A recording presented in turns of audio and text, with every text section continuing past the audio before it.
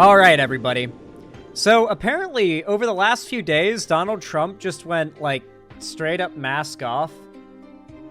Just full on, straight up mask off with his plans to basically never let there be another election again if he wins. He was speaking at an event recently. Where was it? Trump meets... Well, this is the like story in the headline before. I don't know where the event was. Where was the event held in? It was the Turning Point Action Believers Summit. So this was a TP USA event that he was speaking at here. Where was this held?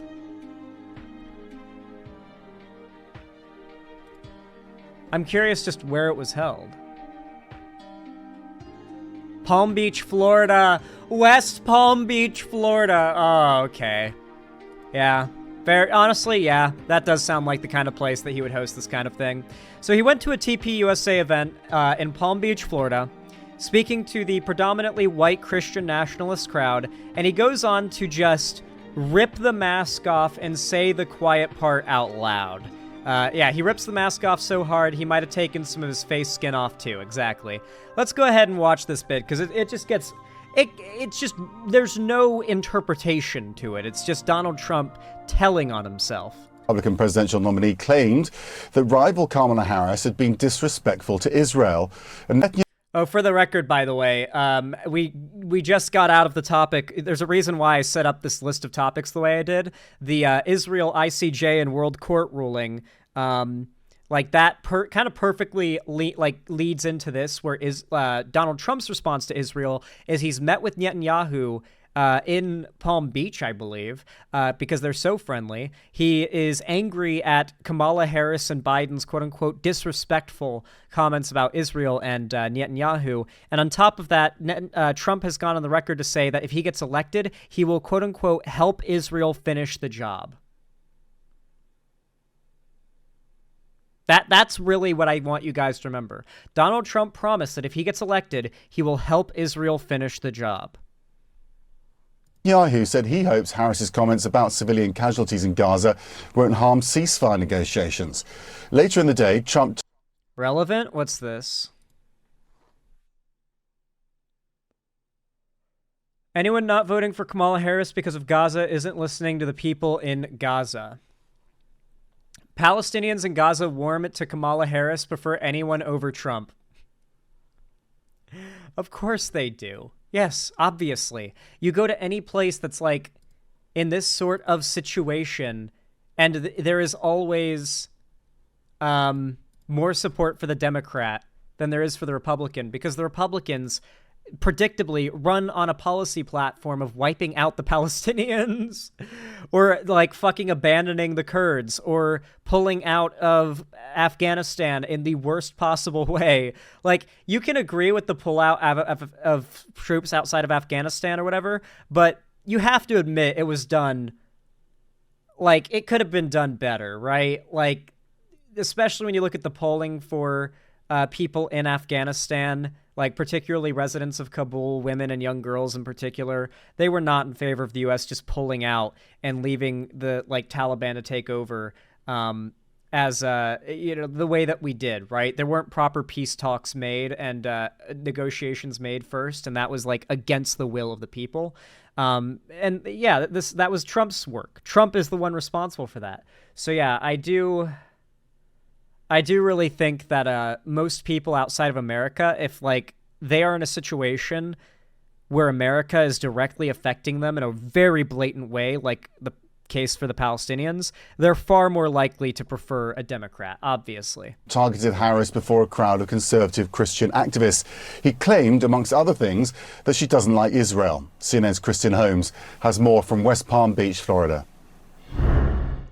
Yeah, Afghanistan is obviously Trump's case, but Gaza, Biden's the one, or I guess I should say Biden's administration is the one that's backing Israel through all of this.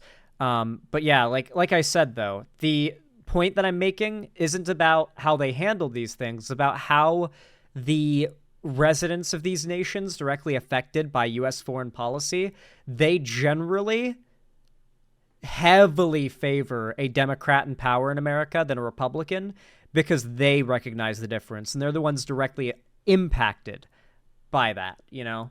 Former President Donald Trump, speaking to a crowd of conservative Christians, went into his attacks on Kamala Harris. A very different Donald Trump than we have seen in the last couple of days, trying to hone in on his messaging when it comes to Harris. We had seen him trying out various lines, but this speech had more direct attacks, not just on her record as vice president, but also as her record as a senator, as her record in California. Now, of course, it was still a Donald Trump speech, so it went here, there was a lot of riffing. However, it was clear that they are trying to complete this mission of defining Kamala Harris in this race. She was a bum 3 weeks ago. She was a bum. A failed vice. Okay, even when I was saying that it was a bad idea for us to take the gamble of forcing Biden to step down and for someone to take his place, the person I said was the strongest pick to take his place, correct me if I'm wrong, was Kamala Harris, right? Because she also has the incumbent advantage. Anyone other than Kamala Harris, I think, would have been like a potentially catastrophic decision. I think Kamala is the strongest choice that's not Biden, and she might be the strongest choice in a long-term perspective rather than short. Like this election alone, maybe Biden looks stronger, and I think he does look stronger when you just consider this election. But as a long-term pick, like talking about several election cycles in the future, Kamala might be far more valuable to the Democratic Party than Biden could be. Because Biden may survive. I think Biden would survive to the end of a second term. I don't think he would die or go, like, hospitalized or anything. But I don't know how much longer after his second term he would last. And he needs to be around to endorse future candidates, speak at events, and, be a known and liked ex-president that can endorse a potentially future Democratic president. And you can't really have that with Biden, no matter how good of a nominee and, candidate he is. You just don't, like, even if he wins, it's better to take the gamble on Kamala as a long-term strategy when you think about it in hindsight. At least assuming we win, and I think we will. I think that Kamala wins in a landslide. Like, if not a landslide, very close to one.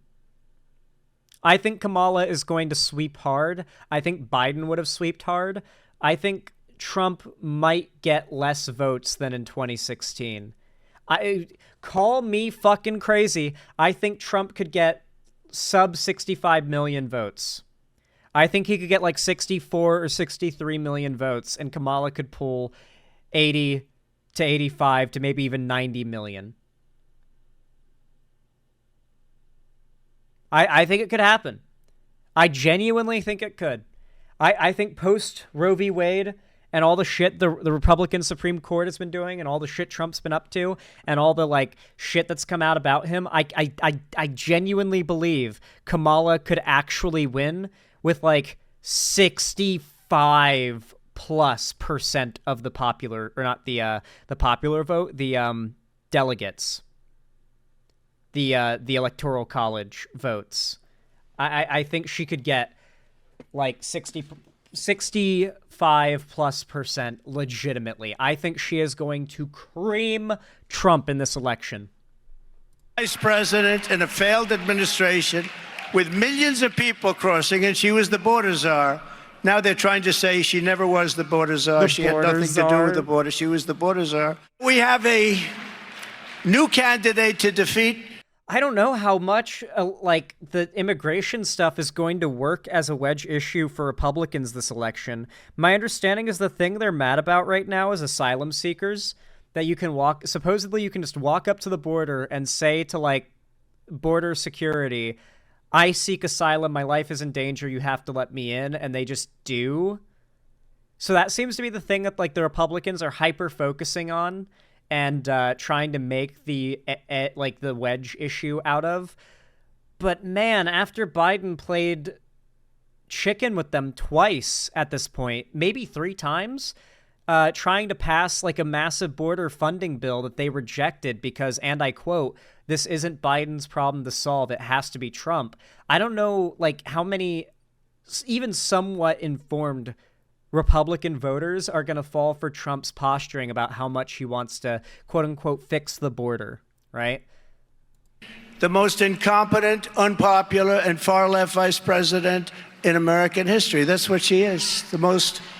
She is the most far-left vice president in American history, but all those other things are untrue. I'm glad they finally found something other than calling her the Hawk-Tuah girl.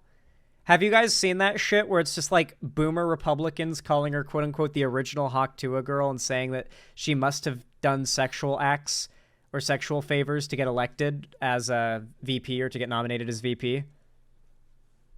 Like, they could not do anything but sexism for like a week and a half. Hawk-Tuah wasn't even funny the last time. It's only funny ironically. Incompetent, but certainly the most far left. They were explaining to me, you can say Kamala, you can say Kamala. I said, don't worry about it. It doesn't matter what I say. I couldn't care less if I mispronounce it or not. I couldn't care less. Some people think I mispronounce it on purpose. Well, Kamala's vice president, so I mean, she is currently, you know, an incumbent. She is in power. Yeah. She's nearly retirement age for Pete's sakes. But actually, I've heard it said about 7 different ways. Now, one other notable moment tonight came as he was talking about abortion. Again, this was a Christian conservative group. As he started talking about exceptions when it came to abortion in terms of mother's health, incest, and rape, there was a section of the room that began booing what...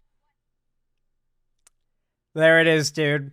Every time Trump tries to, like, walk it back a little because he knows that, oh, shit, being super against abortion and in favor of abortion restrictions is super unpopular, and tries to, like, go, but I would, like, he always gets, like, a big section of his crowd booing at him because they want him to just be full throttle fascist, and openly so. They're mad that he's, like, you know, they recognize that he's not being honest, and they see it as cowardice, I bet. I wonder how many Trump supporters get disillusioned by that kind of stuff. How much Trump is having to, like, have pretend positions just because he's too afraid to defend those positions. I wonder how many Republicans get disillusioned by that. Would they vote Trump anyway? I imagine so, but at least some might not. What he was saying. Now, Donald Trump himself didn't react to the booing, but he did start talking about the fact that you have to believe, you have to follow what your heart believes, but that you also have to win elections, something we have heard him say before. Kristen Holmes, CNN, West Palm Beach, Florida. Kamala Harris has been looking to prove herself to the public in the early days of her presidential campaign, and now she scored her biggest endorsement yet from former President Barack Obama and his wife, Michelle.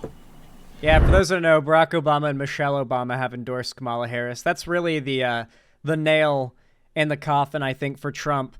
It's really, I think, what also got... I mean, obviously, Hillary had the Obama endorsement, but I feel the combination of hype for Kamala and the endorsement for from Obama is pretty big. Has Bernie endorsed Kamala Harris? Guys, do you want to see something fucking crazy? When I say there's, like, weird bias in media coverage, this is what I mean. This is what I'm talking about. Let me show you something fucking wild, dude. Hold on a sec.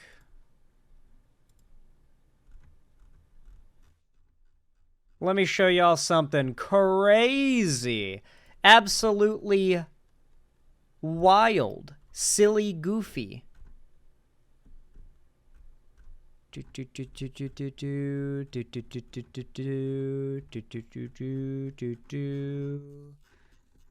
me see if I can find the screenshot. Okay, I posted on Twitter. I'll get it from there then.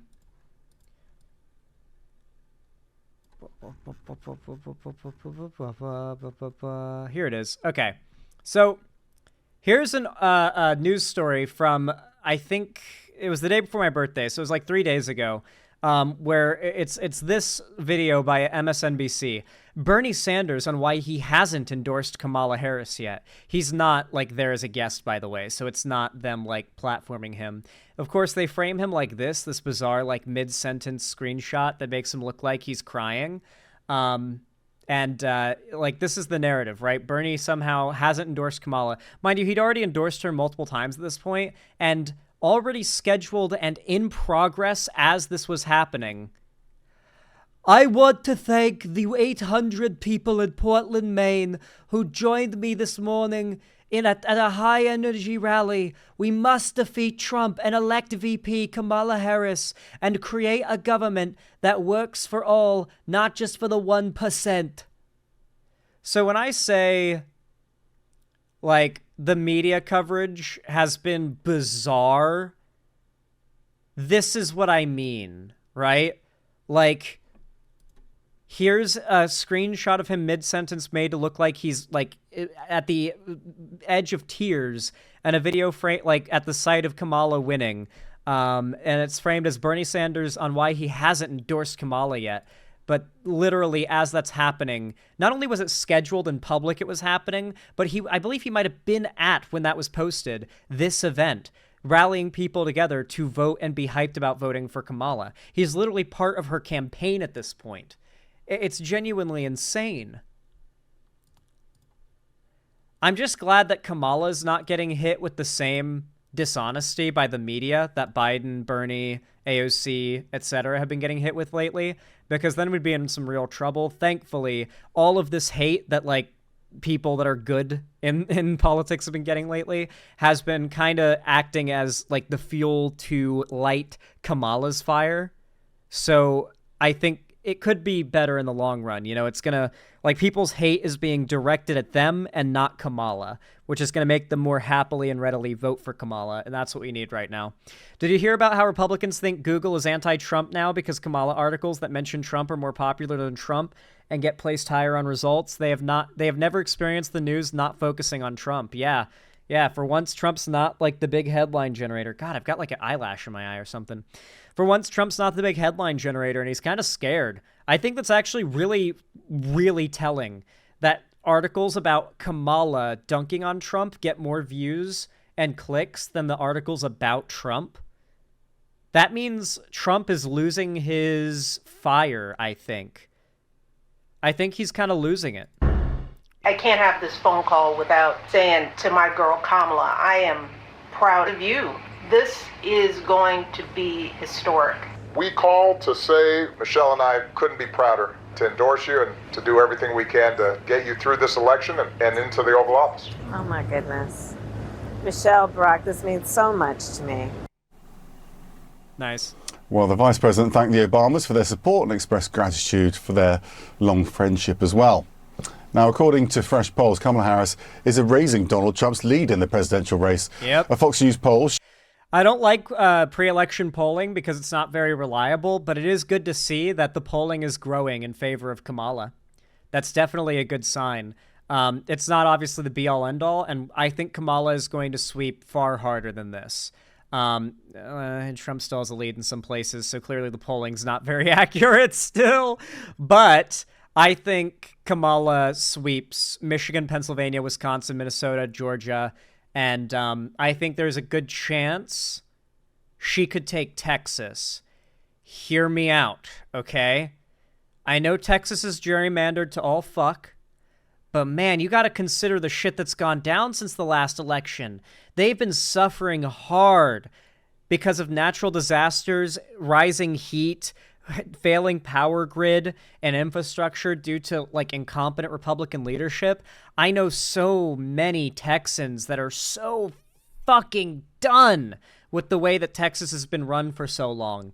Like, God, I don't think we're getting blue Texas, but I think I wouldn't write it completely off. I genuinely think any polling that shows Kamala winning is undercrediting how hard Kamala is going to win. Just like before, I thought Biden was going to sweep regardless of his terrible polling. I think Kamala is going to sweep even harder than the likely conservatively positive polling she is going to get. I think she's going to sweep with, like, all mid 50s to low 60s percents. I think she's going to sweep, bro. Legit. Shows a statistical dead heat in the 3 battleground states of Pennsylvania, Michigan and Wisconsin. And Harris leads Trump by 6 percentage points in Minnesota. A new poll from the Wall Street Journal indicates there's no clear leader nationwide. Among registered voters, Trump is polling at 49%. It'll change. Like, this doesn't matter. This is not accurate, though. That's the thing, right? You also have to consider the fact that Kamala Harris's approval rating is really low, too. 538 Kamala approval rating. You'll notice that like approval rating has nothing to do with whether or not a president gets reelected either as well, you'll notice. So as of July 27th, my birthday, Kamala's approval rating is 38% to 52.2% disapproving. This doesn't fucking matter, dude. Like, this disapproval rating is going to evaporate on election day, okay? Just like with Biden and his low approval rating and his low polling, the fact is that this election is so high stakes for so many people, particularly women, that the anti-Trump vote was going to be a fucking wave regardless.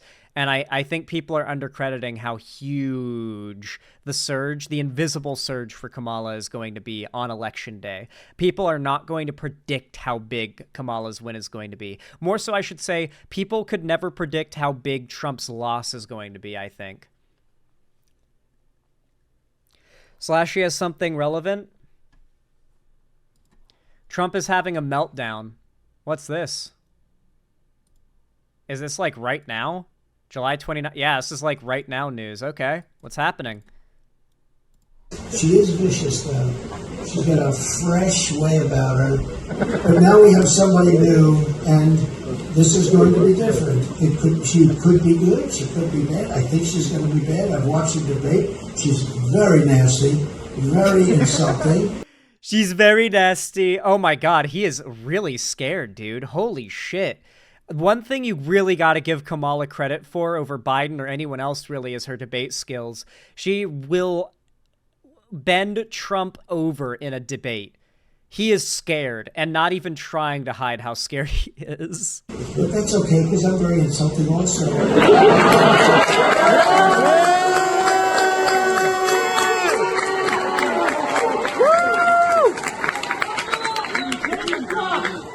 She is vicious, though. I love that. She's vicious. She is vicious, though. Kamala would absolutely fold him. Yep, you're absolutely right, Mead Demeeks. She would fold his ass. Like a pretzel. Let's watch this. With the vice president at 47%, an improvement from Biden's numbers. In their last poll from early July, Mr. Biden trailed Trump by 6 percentage points. The margin of error just over 3% there. We've gained 1% here. I'm joined now by Leslie Vinjamori. She's director of the US and Americas program at Chatham House. I mean, we are, if we look at Trump's speech last night. To be clear, by the way, as bad as the polling is, Biden's bad polling was still within the margin of error. Like, Trump's positive and Biden's negative polling was still within the margin of error for, like, every single poll that came out. Like, as bad as it looked that Biden's pre-election polling was lower, and I guess Kamala's is also lower than Trump's, that doesn't really mean much, because, like, it's all within the margin of error anyway, right?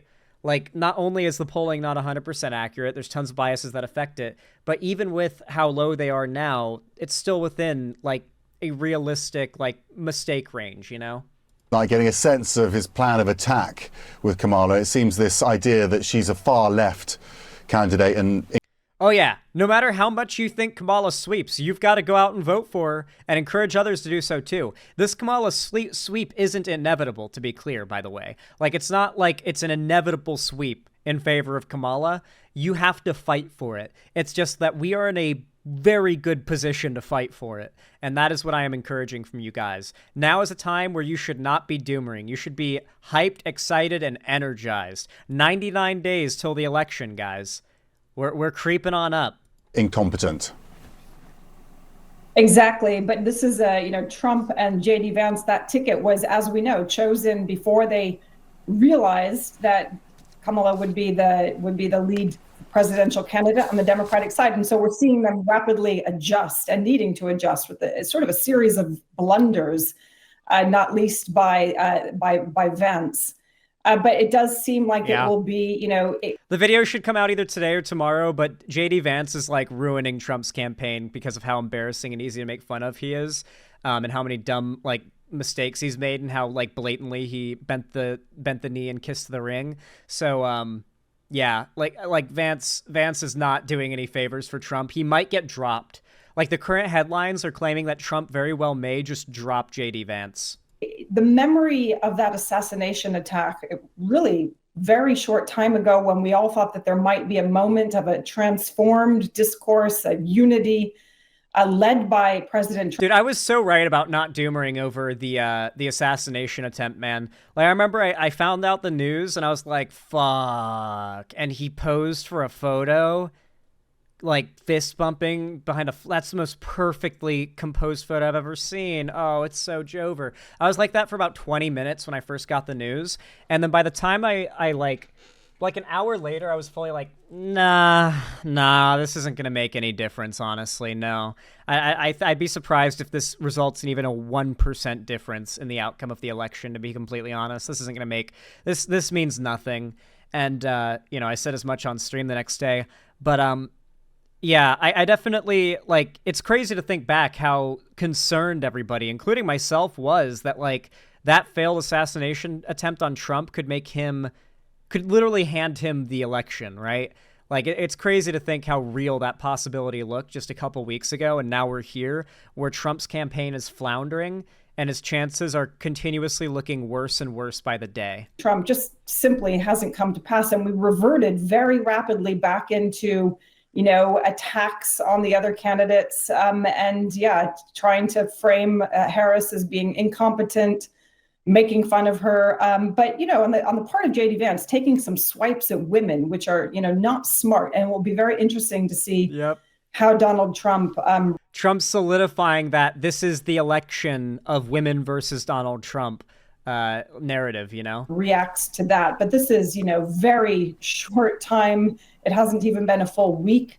The fact that the gap has closed between Harris and Trump, that she is polling, if you look at one poll of 18 to 34-year-olds, it was 60% high, right? Harris and 40% Trump. So clearly she is going for young voters. She is, setting out a slightly different position on Palestine and Israel, and really pushing hard on reproductive rights and women. So I think those will be some of the things that she will forefront in her campaign.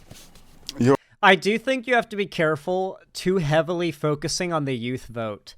I know that sounds almost dumb at a glance, but like there is astonishingly low voter turnout among the youth and very high voter turnout the older that you select for in terms of demographic. And while yes, you definitely want to encourage voter turnout and voting blue from younger people, that's how you get an even higher total amount of votes and might even tap into votes in new areas. You also need to make sure you solidify your base, right? Like, I don't want Kamala to lose too much support from Biden's base. It might be surprising to you, but like the normie griller, like boomer vote got Biden elected. The people who aren't online, not the young people who are like creating movements and popularizing stuff on the internet. And so I worry that Kamala might campaign too heavily towards a less active politically demographic, which might lead to great success in terms of youth voter turnout, but might lead to a trade-off in that like base level support area. I don't know. Then again, like Kamala's got big support with wine moms. I'm talking mostly strategy here. This isn't really a real concern that I have.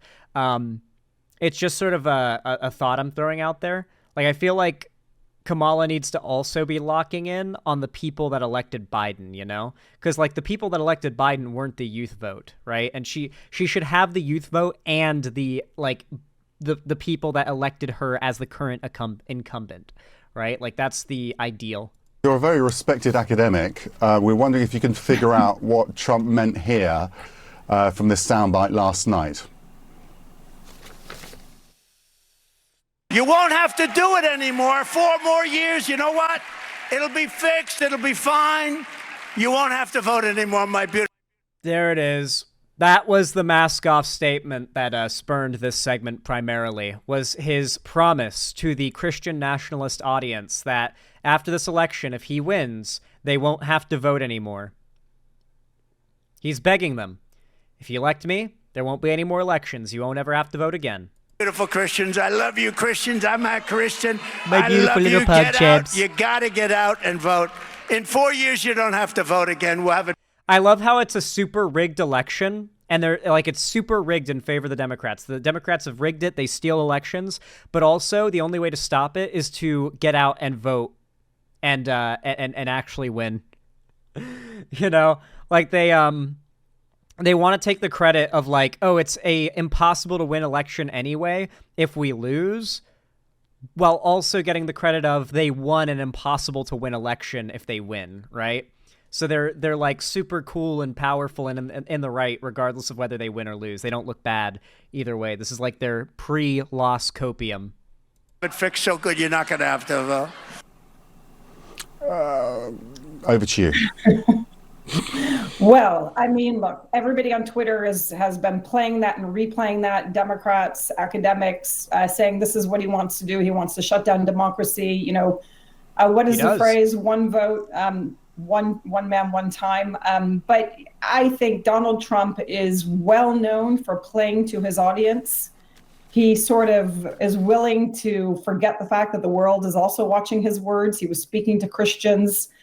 It certainly sounds like a president that is a presidential candidate that is determined to shut down the democratic process. But it could mean, you know, he speaks in code. It could mean I'm going to solve all the problems and shut down debate on the issues that you care about, and therefore voting will be less.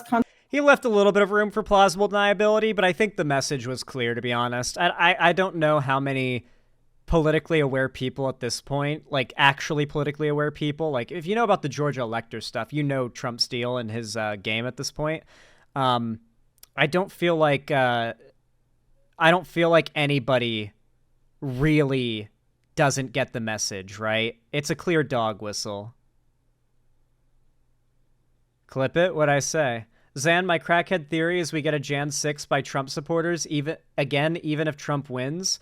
Kamala certifies the results as VP, so I imagine there will be dumb people thinking she'll just make herself president. Oh, if Trump loses, or if Trump wins, they will still protest outside the White House, outside the Capitol, in order to intimidate and act as though they have to be there to intimidate the current administration into handing off power. They'll pretend like that's necessary, and they'll do basically, you know, probably a less violent J6th. Oh, clip the Trump clip. Okay, my bad. Listen, when I hear someone say clip it, I'm always like, okay, fuck, what'd I say that can be clipped out of context? Did I like misspeak and didn't even realize it? Consequential. We all know that the contrast between these two candidates, Kamala Harris and Donald Trump, is Mind you, by the way, there's always the double standard Trump gets from his supporters, which is like, oh, Trump didn't mean that. He didn't mean that. But if he did, he didn't really mean it like that. But if he did, he didn't really mean it like that. But if he did, it's always like layers of defense so that you have to peel away like an onion. But meanwhile, they will jump to the wildest conclusions with like no evidence for anyone on the left, right? Like they'll claim that Obama isn't born in America. They'll claim that Biden is like demonic or whatever. They'll claim that Pizzagate is a thing, or they're the ones who propagate the vast majority of conspiracy theories now. And yet it's all about how, well, when Trump said that thing blatantly, he didn't actually mean that. He was playing 5D chess, and what he really meant was, you know, fast on domestic issues, on a number of foreign policy issues. And so the stakes are high, the contrast is high, and both candidates are going to be really using this message to drive passion and enthusiasm amongst their voters. Donald Trump is willing to even use language that suggests that he's willing to subvert the democratic process and put an end to it. But, you know, maybe he's saying something different. Maybe he was speaking to older voters. It is obviously very disturbing in light of the events of January 6th, his role in that. But again, he's speaking to his base. These are not voters that are going to switch who they're voting for because they're afraid of any risk to democracy. It's just about enthusing them, injecting passion, and ensuring that they get out and vote. And to a certain extent, amongst base. Yeah, a lot of this election is about increasing voter turnout. And also, we got to remember, and I'm going to be covering some segments about Republicans' attempts to do this probably next stream. We have to fight against the voter suppression. The Republicans, in probably the last 80 days of the election, leading up to till the election, I imagine it's going to start really happening in the next 10, 20 days, we're going to see the Republicans heavily trying to do voter suppression. It is going to be overwhelming. They're going to desperately do everything they can in their power to disenfranchise Democrat voters. Voters, we'll see that on both sides of that. I don't think you're going to see Kamala Harris willing to say that she'd shut down a presidential election process in the United States. No. One thing she has been pulled up on is her comments after meeting Benjamin Netanyahu. It was seen as a departure, at least in tone, from Biden's policy. And, Netanyahu and Trump, when they were together, were pretty pointed about that, weren't they? What did you make of what she said and the different approach she may take to the Middle East?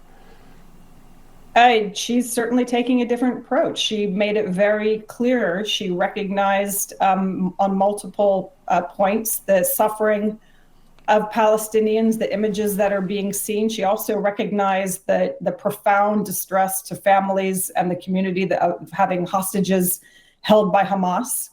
But she is a presidential candidate, soon to be with that nomination, that is not going to portray this as a one-sided conflict and is really pushing hard on the need for a ceasefire, to get the hostages home, and to end the suffering of Palestinians. And remember, she was sent. Okay, let's not pretend like Biden isn't doing that too, to be clear, by the way. But yes, this is pretty important to harp on, is the fact that Kamala is not in favor of the genocide in Israel and in Gaza, that the Israelis are doing to the Palestinians.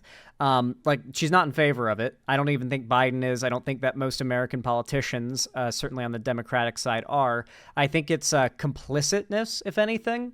But Kamala has demonstrated a fairly, strong-handed approach with Israel and Netanyahu. So I would honestly not be surprised if she ends up being more hardball with Israel than Biden has been. Though, to be clear, it has been Biden and Harris that have been pushing for ceasefires, prolonged peace, and ceases to the fighting and the death for literally 6 months now. Biden has been pushing for ceasefires, has been the signer and the presenter to both parties of the ceasefires. Many of them. He's desperate to stop the conflict. Just before October 7th, on a tour of university campuses, again, intended to really inspire young voters. We know that young voters have a different perspective on Israel and Palestine, that there's been a lot of division over this war, even amongst those who support a state of Israel. They don't support the policies of Netanyahu. A lot of Netanyahu's people don't support his policies. So she really is moving to a position that is reflective of many people in the United States and around the world. That's still a shift, and an important one in the context of U.S.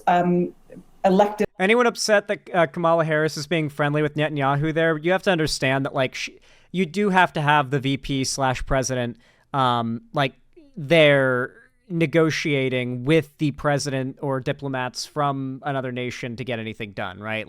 There's got to be at least enough cordiality that they can come to an agreement on a ceasing of the slaughter of the Palestinians, right? That's our goal at the end of the day, is for there to not be any dead Palestinian kids anymore, right? Officials. And she will get, and we've seen this, she will get heat from that in the political classes. But again, when it comes to voters, I think that she's tapping into some very important sentiments and feelings, especially amongst young voters and those Arab American voters in Michigan that we talk about. So there are a lot of constituencies. She's really, Kamala Harris, trying to expand the base of voters who feel committed to and passionate and feel like their policies, their values are represented, and their age and their diversity are represented in the Democratic Party. The Republican presidential nominee claimed. Oh, well, that's where it ends. I forgot I have it on loop. Yeah, so basically, Kamala's popping off right now. She's still behind Trump in the polling, but, you know, the approval rating polling, all that shit is stupid. The fact is that I think Kamala's going to sweep even harder than her inevitably rising polls are going to predict. I think that we might see like an unprecedented win for Democrats. And I think it would have happened for Biden or for Kamala. But in the long run, Kamala is probably the bigger W to get elected.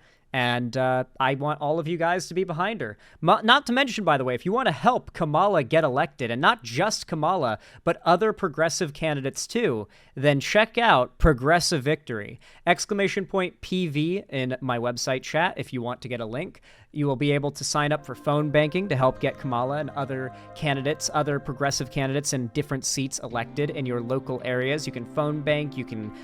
They do canvassing events. I also host events in the Discord where we do watch parties, the PV Discord. So please go check them out because they'll probably have some work you can do, and you can just go a little further than voting and like potentially get more people to vote for Kamala. Make your insistence to vote for Kamala create more Kamala votes, you know, via your phone banking and door knocking, whichever you prefer. Alrighty. Nice. Well, if you enjoyed this segment, please consider dropping a like, subscribing, ringing the bell icon, and commenting down below. All those things really do a lot to boost my channel and the algorithm and help a ton. So I really, really do appreciate it. And of course, if you haven't already, follow my social medias linked down below in the description. Join my fan Discord, the free hub of my community, where I do game events, watch parties, call-in streams, and announce all my new uploads and streams so you don't miss anything. And if you want to support me directly financially, you can always donate, subscribe, or gift a sub on my website, xanderhall.com/live, or support me financially through YouTube, Twitch, Streamlabs, Stream Elements, Patreon, or buying merch through the Streamlabs link down below. But regardless of how you support my channel, thank you so much for just watching and being here, even if that's all you do, and just have a good one. Have a good one.